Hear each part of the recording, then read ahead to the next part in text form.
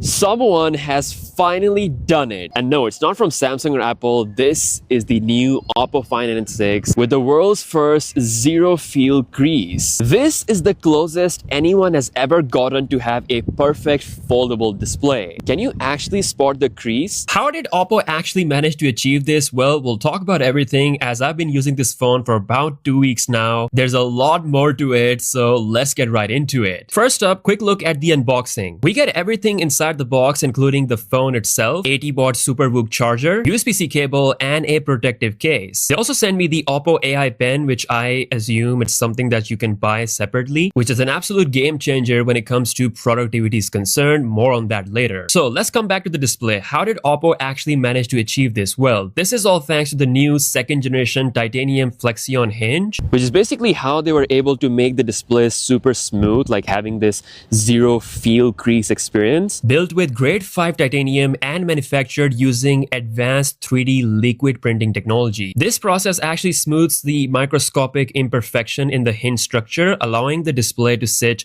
much flatter. This, combined with the new auto smoothing flex glass, results into the crease reduction of up to 82% compared to the previous generation. And again, it's a huge difference when you compare it to something like Galaxy Z Fold 7. All I know is this: I can't feel it with my finger. It really is a zero feel crease, something that I've not experienced on other foldable phones. Is it an absolutely completely perfect foldable display? No, it's not quite there yet. You can kind of see it subtly, so it's not completely perfect, but this is undoubtedly the closest we have gotten to having a perfect foldable display, and honestly, in my experience, it's probably the best foldable screen that I've tried out. And if you're wondering how this crease is going to appear in the future, well, according to the official testing by TUV Rainland, even after 600,000 folds, the display will remain exceptionally flat with no imperfection. I've only used it for 2 weeks, and so far it looks just like it looked from the box. Other than this, the actual screens are top notch. We have 6.62 inch LTPO OLED cover display. This outer screen has 20% improved durability compared to previous generation thanks to the nano crystal glass, with 3600 nits of peak brightness and improved durability, while the inner screen is coming at 8.12 inches with up to 2500 nits of peak brightness. Both panels utilize 2160Hz PWM dimming number, along with the support for Dolby Vision and HDR Vivid Sport. So yeah, watching media on this phone, whether you are outdoor or indoor, it's gonna look great. Like I'm watching Peaky Blinders outside it is a dark show, still I can watch it comfortably on the inner screen. And I find the 8.12 inch screen size kind of perfect for proper foldable use. Now, the absolute best thing about having a foldable phone is that you can take proper high quality selfies using the back camera, so you've got access to all the lenses, and you can even take selfies up to 200 megapixels. That is some insane amount of detail to have on my face. We'll talk more about the cameras in a moment. Design-wise, it's still one of the thinnest foldable phones you can buy. It weighs around 225 grams and measures just about 8.93 millimeters, making it one of the slimmest foldable phones, and you can actually directly compare it to one of the standard flagship phones on the market. Now, despite being one of the thinnest and lightest foldable phones on the market, this thing packs a 6000 mAh battery, slightly bigger than the last generation's model. And yes, it's not just a huge battery, it does translate into real-life usage as well. I had a flight from Barcelona to London, so I decided to use the Find N6 as my main device for the entire trip. I left for the airport around 5 AM with the Find N6 fully charged, and on the plane I watched Netflix, played some games, and even used 5 apps at the same time thanks to the crazy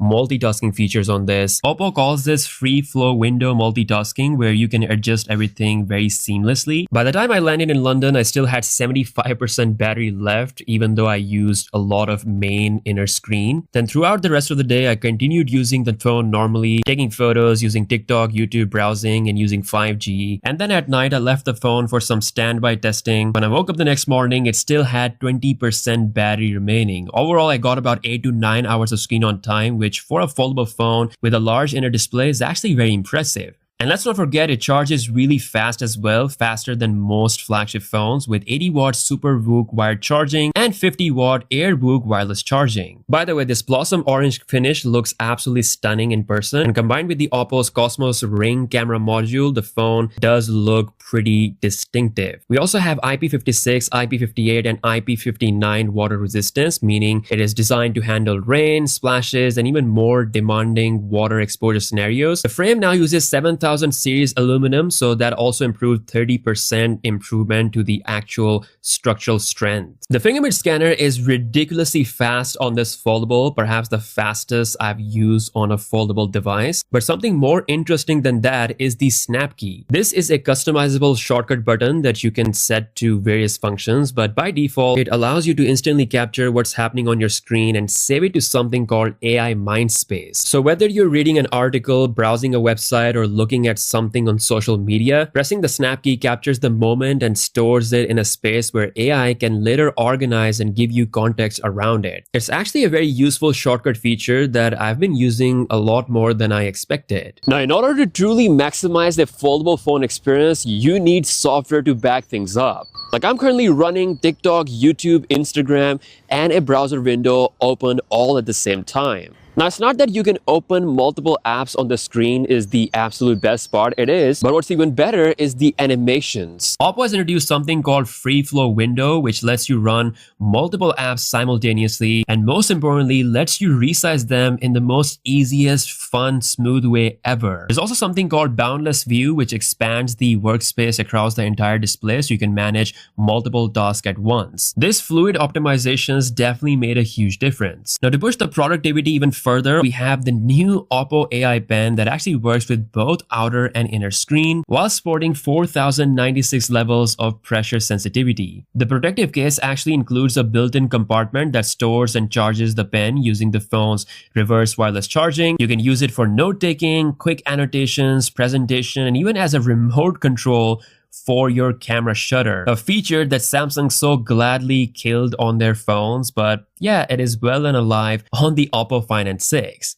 As for the software, Find N6 runs ColorOS with several AI features built in. You get things like circle to search, a lot of built-in OPPO AI features like writing tools, useful image editing features. All of that can definitely help enhance your experience. But one feature I personally found very, very useful, and finally someone has done it, is the O+ Connect. This actually allows the Find N6 to connect with devices like iPhone, Mac, or Windows PC, enabling easy file transfers across multiple devices. I personally test a lot of phones and also use MacBooks, so with Find N6 I can easily send photos, videos, or any file I want using the O+ Connect, which is pretty much like AirDrop. I can't stress enough how much this made things a lot simpler for me in my daily day-to-day usage. Other than smooth animations, we also have the full power inside as well, thanks to the Snapdragon 8 Elite Gen 5. This is perhaps one of the best, if not the best chip for mobile devices, allowing you to handle anything you want. You can literally play any game you want on this thing, and there will not be any lag. Now let's talk about cameras. Find N6 features a Hasselblad master camera system. It includes 200 megapixel main camera, 50 megapixel ultra wide, and telephoto cameras. So this system uses the OPPO's Lumo imaging engine together with Hasselblad color science, basically giving you really nice colors in your photos. In my experience, the colors are really good for the most part. We have the dedicated Hasselblad mode, allows you to take photos up to 50 megapixel and even do 200 megapixel with the main sensor, which really gives you a lot of detail. Like, check this comparison with the iPhone's 48 megapixel resolution. You can clearly see we've got a lot of detail going on the 200 megapixel shot of the Find N6.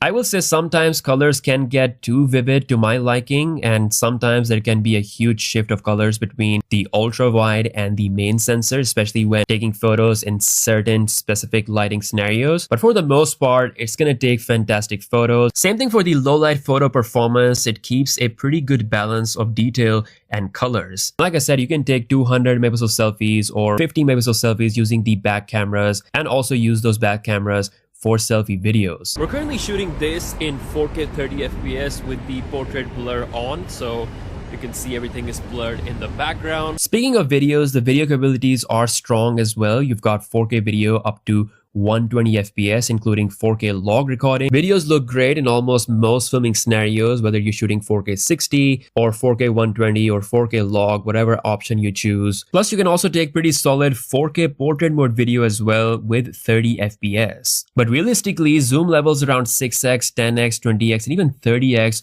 are where the camera performs the best. The super zoom shots do get a little extra softer compared to the daylight performance, but still, it was pretty impressive to see that it can bring out this detail from a camera setup on a foldable phone. You can take portrait mode photos using the Hasselblad color science at about 3x resolution and extend this up to 3.6x if you want, which again, in most situations looks pretty good. Overall, for a foldable phone, this camera system is packing quite a lot of features, and since it's very new, there are going to be a lot of updates for this camera to perform even better in the future. So what are my final thoughts? Well, after spending 2 weeks with the OPPO Find N6, here's my biggest takeaway. For the first time in a long time, a foldable phone actually feels close to being perfect. The crease, I would say, for the most part is almost gone. Battery life is very excellent. Multitasking has been made fun thanks to this easy to use resizable animations. Cameras are also flagship level, like there's no 12 megapixel or any low quality sensor in there. Compared to previous generation, they definitely managed to push things even further. So yeah, judging from everything that this foldable phone can do right now, this is probably the most perfect book style foldable you can get with all the latest bells and whistles of 2026. As always,